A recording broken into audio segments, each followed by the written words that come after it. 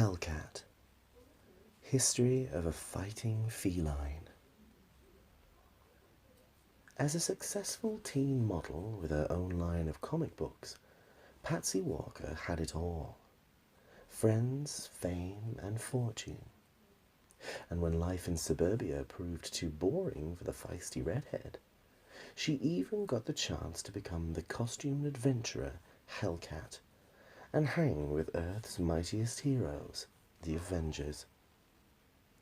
Despite 2 disastrous marriages and years spent in hell, Patsy still retains the happy-go-lucky attitude that makes her the perfect superhero. Let's embrace the life of a costumed hero and let the cat out of the bag.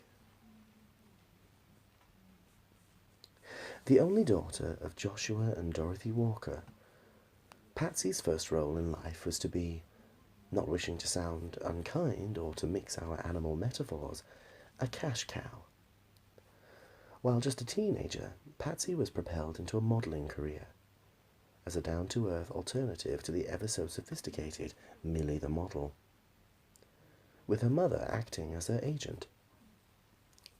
Dorothy Walker was also a comic book writer, not to mention a canny businesswoman, and she launched a line of tie-in comics focusing on the romantic misadventures of Patsy, her backbiting gal pal, Hetty Wolf, and heartthrob boyfriend, Robert Baxter.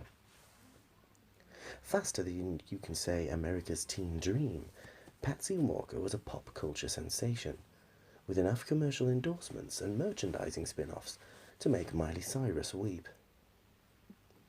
For once, the quintessential girl next door really was a lass from down the block. Just ask her neighbours from the town of Centerville, and when Patsy grew up and reached the happy ever after part of her fairy tale, she enthusiastically married Buzz, who cut quite a dash in his Air Force uniform. Eventually, though, reality intruded on the fantasy. Following a tour of duty in Vietnam, Buzz grew increasingly abusive. By the time he was promoted to colonel and assigned a security liaison to the government-backed Brand Corporation, the marriage was on the rocks. Unhappy and seeking escape, Patsy saw an out when she inadvertently learned the real identity of the mutant hero known as the Beast. In exchange for keeping the Beast's secret, she made him promise to help her become a superheroine. I'm not asking for a miracle, just a costume with some power or a serum or something. And unbelievably, that something turned out to be literally just a costume. A hand-me-down outfit that had once belonged to a mysterious heroine called the Cat. You see, in an attempt to prove to Patsy that there was more to the hero business than clubhouse get-togethers, the Beast had invited her on an Avengers mission to investigate the Brand Corporation. The idea was to scare her, but Patsy was one cat that didn't scare easily. Quite the reverse. When the Avengers discovered the old costume abandoned in the basement of the Brand Corporation, it didn't take much to persuade Patsy to slip it on. And so, claws out, Patsy leapt headlong into her new career, fearlessly helping to take down Brand, her now divorced husband, and the other dimensional Squadron Supreme. When the dust settled, Hellcat was offered full membership of the Avengers, but declined in a favour of accompanying Moondragon to Titan for a superheroic workout. Patsy believed that the cat costume had artificially enhanced his natural abilities, but that assumption proved erroneous. After graduating from Moondragon's training program, she returned to Earth in peak physical condition, a pedigree cat who now also had psychic powers. Titan Pilates must do wonders for the mind as well as the body.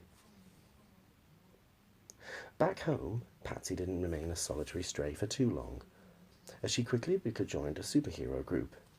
But it wasn't the button-down Avengers, as one might expect. Rather, it was the freewheeling Defenders.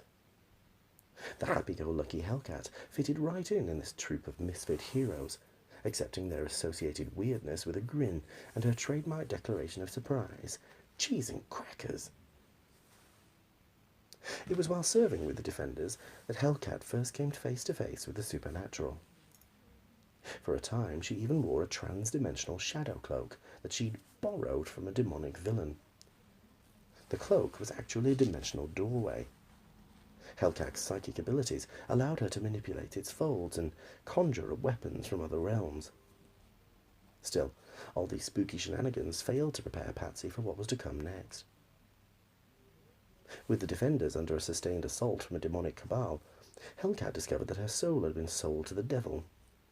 And not in a metaphorical trading innocence for celebrity kind of way, but a literal demonic pact, one willingly entered by Patsy's mother.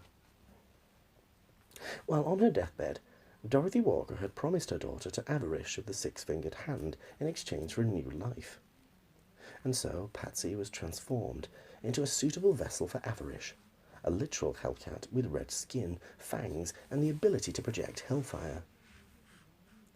Avarish and his demonic fellows in the Six-Fingered Hand were merely the warm-up act, though, and the real showstoppers were a band of Hell Lords that included Satan, Satanish, and Mephisto.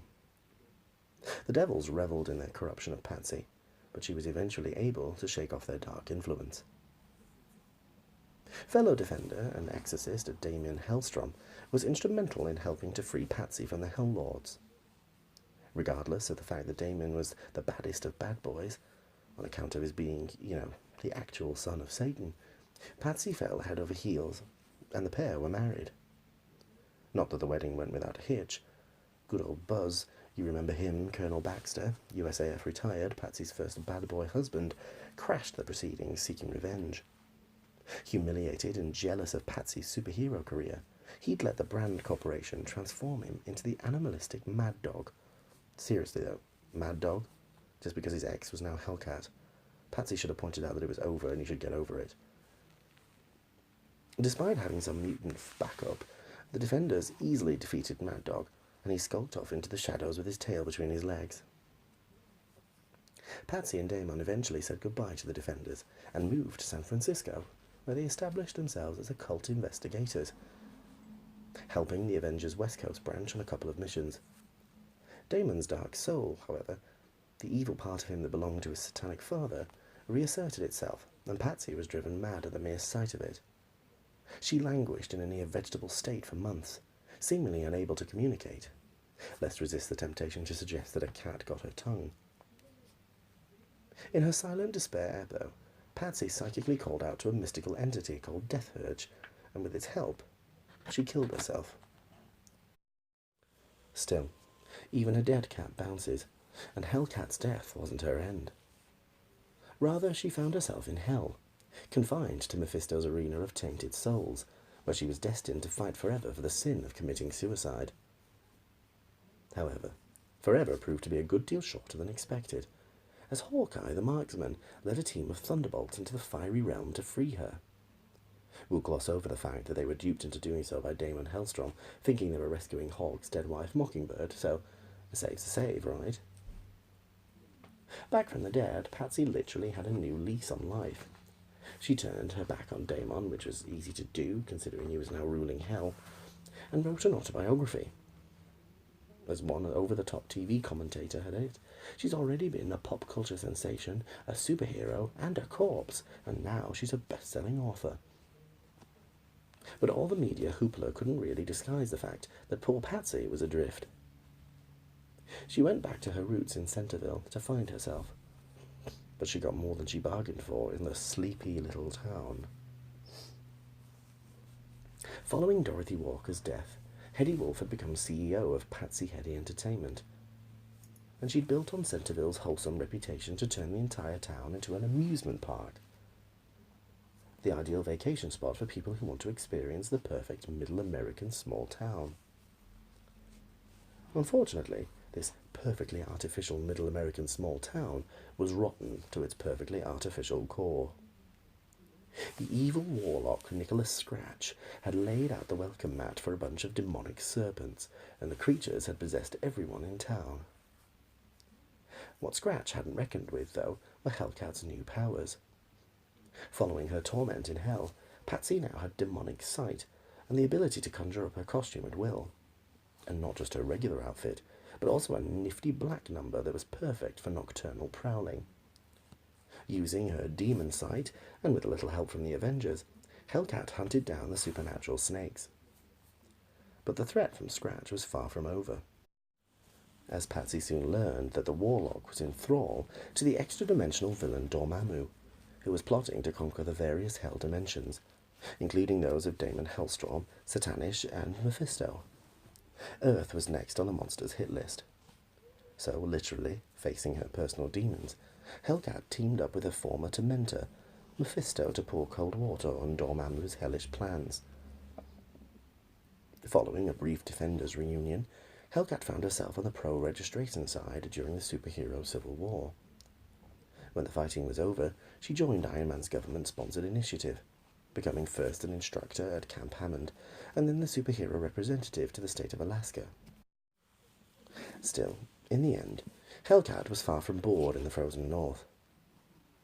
Her inbuilt magic detector led her to a group of shamanistic witches who sought her aid in tracking down their runaway daughter. With daughter found, she had cannibalistic Yeti boyfriend trouble.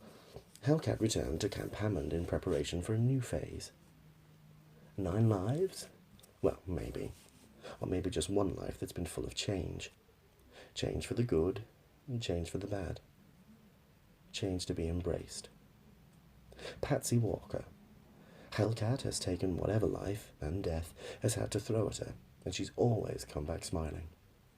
And that makes her not just an admirable superhero, but an admirable human being. Cheese and crackers indeed.